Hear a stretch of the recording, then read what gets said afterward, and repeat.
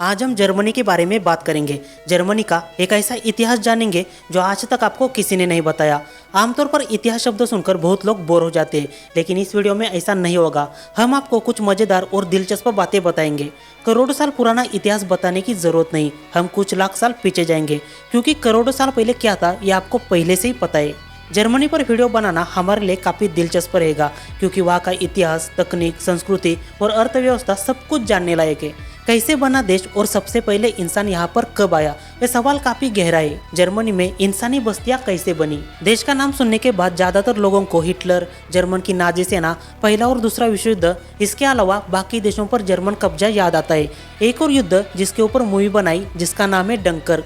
देश की सेना ब्रिटिश और फ्रांस के सैनिकों को पूरी तरह नष्ट करना चाहती थी, लेकिन कुछ कारणों से जर्मन टैंकों की गति रोक दी गई और हमले की जिम्मेदारी जर्मन वायुसेना को दी गई। इतिहास में लिया गया हिटलर का सबसे बड़ा फैसला, लेकिन असल में फैसला हिटलर ने लिया ही नहीं था। साल 1940 23 और 24 मई का दिन जर्मन सेना के बड़े अधिकारी जैसे कि जनरल वॉन रुंडरस्टेल और जनरल वॉन क्लुगे दोनों ने सेना को आदेश दिया टैंकों को कुछ समय के लिए रोक दिया जाए, ताकि सेना अपनी योजना और पोजीशन को और ज़्यादा मजबूत कर सके। इस बात को बाद में हिटलर तक भेजा और तब जाके हिटलर ने इस सलाह को मंजूरी दी। इतिहास में हिटलर द्वारा दी गई सलाह को हाफ ऑर्डर कहा जाता है। ऐसा इसलिए क्योंकि जर्मन टैंकों को 3 दिन तक डंकर के पास रुकना पड़ा, जिसकी वजह से ब्रिटिश और फ्रांसीसी सेना को काफी राहत मिली और वहां से निकलने की तैयारी करने के लिए काफी समय मिला। कुछ इतिहासकारों के अनुसार हिटलर का फैसला टैंकों को बचाकर युद्ध की अगली रणनीति को मजबूत बनाने के लिए लिया गया था। अभी जो मैंने इतिहास बताया 80 साल पुराना है, लेकिन हम जिस टॉपिक की बात कर रहे थे उसे बताना ही भूल गई। कैसे बना देश और सबसे पहले इंसान जर्मनी कब आया? मैंने शुरू में कहा था यह सवाल काफी गहरा है, मतलब इसका जवाब 2 शब्दों में नहीं बता सकते। सबसे पहले इंसान जर्मनी कैसे आया, यह जानने के लिए हमें प्राचीन जर्मनी को जानना पड़ेगा। लगभग 6 लाख साल पहले यूरोप के कई हिस्सों में निएंडरथल्स रहते थे, एक ऐसी इंसान की प्रजाति जो आधुनिक इंसान होमो सैपियन उनसे भी पुराने लोग, जो यूरोप के कई सारे हिस्सों में बसे हुए थे और जर्मनी में भी। मतलब देश में रहने वाले सबसे पहले लोग यही थे।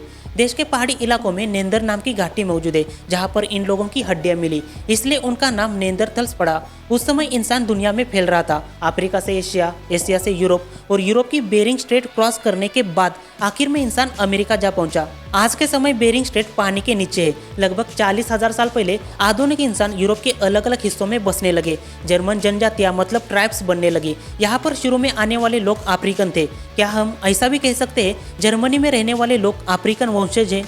जब आधुनिक इंसान यूरोप में रहने लगे तब अलग अलग जगह के लोगों ने अपनी अपनी भाषा और संस्कृति बना ली। उत्तर और मध्य यूरोप में रहने वाले लोग मिलकर बने जर्मनिक ट्राइब्स। इनकी प्रमुख जनजातियों में सेक्सॉन्स, फ्रैंक्स, गोथ्स, वेंडल्स और बावारियन शामिल है।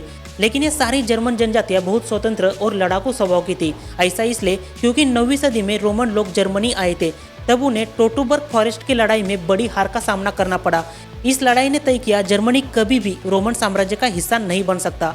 बाहरी आक्रमणकारियों की वजह से इन सारी ट्राइब्स में एकाग्रता जाग उठी। समय के साथ सारी जनजातियां आपस में मिल गई और फ्रैंक ट्राइब्स नाम का एक मजबूत राज्य बना। आगे जाकर इस राज्य को फ्रैंकिश एम्पायर नाम से पहचान मिली। सदियों तक साम्राज्य अलग अलग छोटे राज्यों में बांटा गया, जैसे कि प्रूसिया, बावरिया और सैक्सोनी। फिर साल 1800 में ओटो ऑन बिस्मार्क नाम के नेता ने इन सारी जनजातियों को एकजुट किया और 1871 में बना जर्मनिक एम्पायर, मतलब जर्मनी का एकीकरण। अब दुनिया के नक्शे में जर्मनी स्टेबल हुआ था, ना किसी और देश का कब्जा और ना ही किसी का शासन। एक समय ऐसा था यूरोप के बाकी हिस्सों पर अलग अलग देश बनने लगे और जहां पर कोई देश नहीं था, सिर्फ लोग रहते थे, उस एरिया को या फिर उस लोकेशन को वहां के लोगों की संस्कृति, रोजमर्रा की जिंदगी, व्यवसाय, खानपान और उनके पहनावे से एरिया का नामकरण किया जाता था। जर्मनी नामकरण से पहले इस एरिया को बाकी यूरोपियन देशों ने अपने अलग अलग नाम से पहचान दी। ऐसा इसलिए क्योंकि वहां पर सिर्फ एक नहीं कई सारी जनजातियां रहती थी। फ्रेंच लोग इस एरिया को एल्यूमैग्ने कहते थे, वहां पर बसी एक जनजाति से संबंधित। फिनलैंड के फिनिश लोग साक्सा कहते थे, वहां पर रहने वाली सेक्सोन जनजाति से संबंधित। स्पेनिश लोगों ने एलिमानिया नाम से पुकारा क्योंकि वहां पर एलिमानी जनजाति मौजूद थी। मतलब हमारा मेन मुद्दा जर्मनी नाम कहाँ से आया? देश का असली नाम जर्मनी नहीं था, वहां पर बसने वाले लोग अपने देश को डुटचलैंड कहते थे। डुटचलैंड शब्द बना है पुराने जर्मन शब्द डुटिक, जिसका मतलब होता है लोकभाषी। ऐसा इसलिए क्योंकि देश के लोगों ने लैटिन या रोमन भाषा बोलने के बजाय अपनी भाषा और संस्कृति को आगे बढ़ाना सही समझा। इसलिए यूरोप के बाकी हिस्सों में डुटचलैंड नाम काफी फेमस हुआ था। लेकिन फिर भी वही सवाल, जर्मनी नाम कहाँ से आया? कहा जाता है कि देश को नाम रोमन लोगों ने ही दिया था। रोमन साम्राज्य के समय 1st सेंचुरी बीसी रोमन सैनिक और यात्रियों ने यूरोप के उस हिस्से को देखा जहां पर अलग अलग जनजातियां रहती थी। उन्हें कहा गया गर्मानी। गर्मानी शब्द सबसे पहले जूलियस सीजर ने अपनी किताब कमेंटरी डी बेलो गैलिको में इस्तेमाल किया था, लगभग 58 ईसा पूर्व पहले। जूलियस सीजर ने इन जनजातियों को गर्मानी इसलिए कहा क्योंकि ये लोग राइनो नदी के उस पार रहते थे। यही से अंग्रेजी और बाकी यूरोपीय भाषा में गर्मानी का उच्चारण जर्मनी किया गया। जर्मनी का व्यापार का इतिहास बहुत रोचक है क्योंकि इसी इतिहास ने देश को यूरोप की सबसे मजबूत अर्थव्यवस्था बनने में मदद की।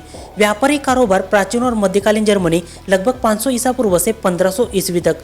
देश की जनजातियां शुरू में खेती, शिकार और छोटे स्थानीय व्यापार में लगी थी। वो पड़ोसी जनजातियां और रोमन साम्राज्य से फर, लकड़ी, नमक, लोहा और अनाज जैसी चीजों का आदान प्रदान करने लगी। फर मतलब जानवरों की खाल, जिसका इस्तेमाल कपड़े, टोपी और कोट बनाने के लिए किया जाता था।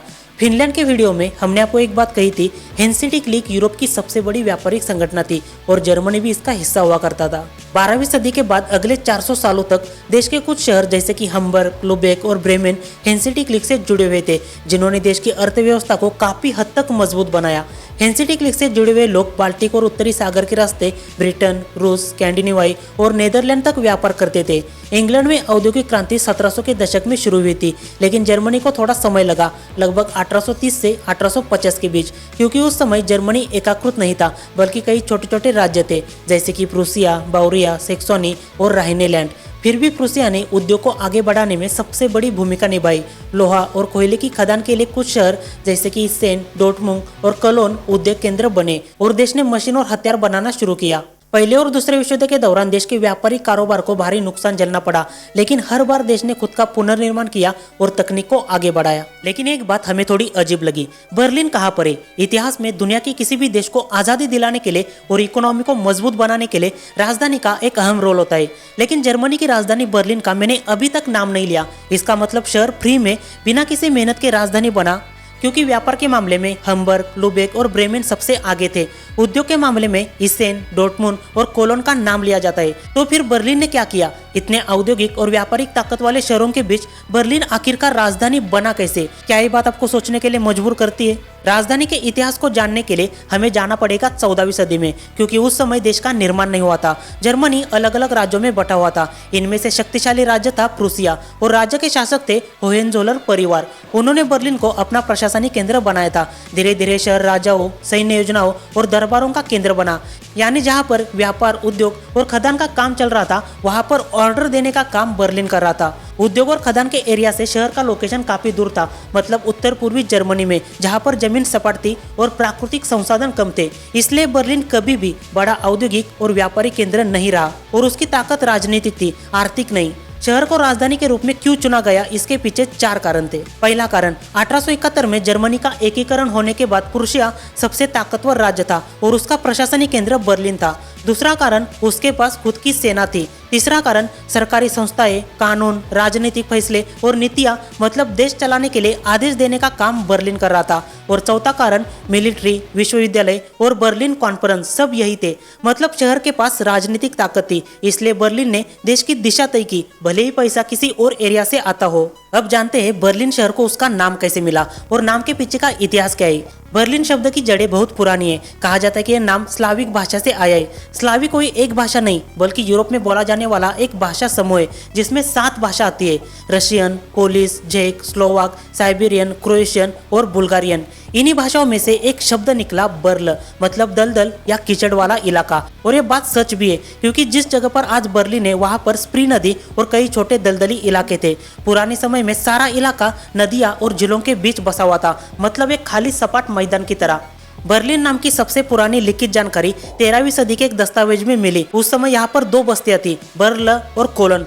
बाद में दोनों बस्तियां मिलकर बनी बर्ल कोलन और समय के साथ इस नाम को बर्लिन में बदल दिया।